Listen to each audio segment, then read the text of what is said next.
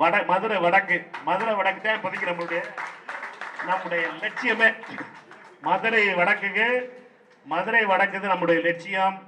அருமைக்குரிய காங்கிரஸ் தலைவர் பெரியவர் கார்கே அவர்களிடமும் சொல்லியிருக்கேன்.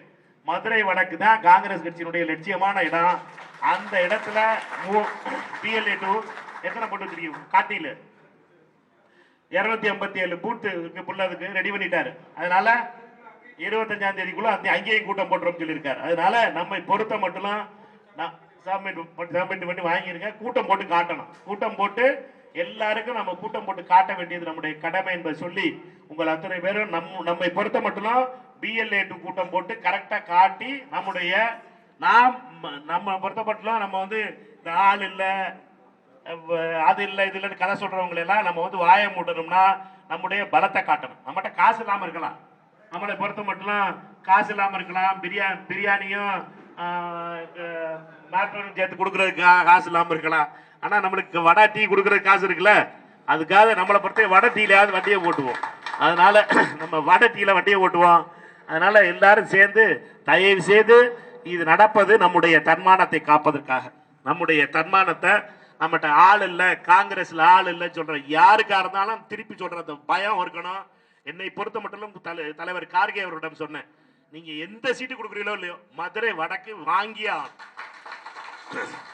மதுரை வடக்கு வாங்கி ஆகணும். எந்த இதா இருந்தாலும் சரி, என்னை பொறுத்த மட்டும் எந்த சீட்டு வருதோ இல்லையோ மதுரை வடக்கு வாங்கி ஆகணும். இதை மட்டும் இதுதான் லட்சியம். நம்மளை பொறுத்த வரைக்கும் வெற்றி பெற்றே ஆகணும்.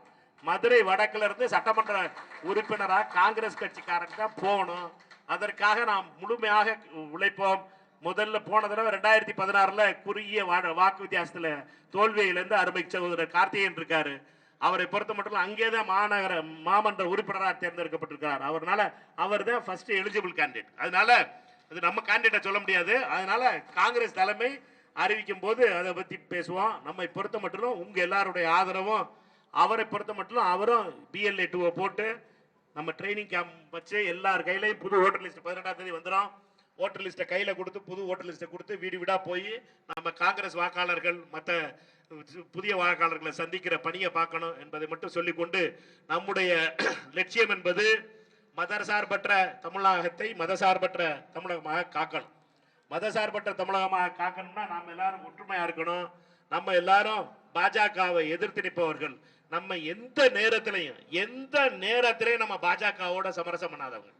ஒன்ன மட்டும் வரலாற படிச்சுக்கிறீங்க, அது கோட்சேல இருந்து ஆரம்பிக்கிற பஞ்சாயத்து நம்மளுக்கு, சர்வர்கர்ல இருந்து ஆரம்பிக்கிற பஞ்சாயத்து நம்மளுக்கு. நம்மளோட பஞ்சாயத்து நேற்று இந்தனைக்கெல்லாம் வரல.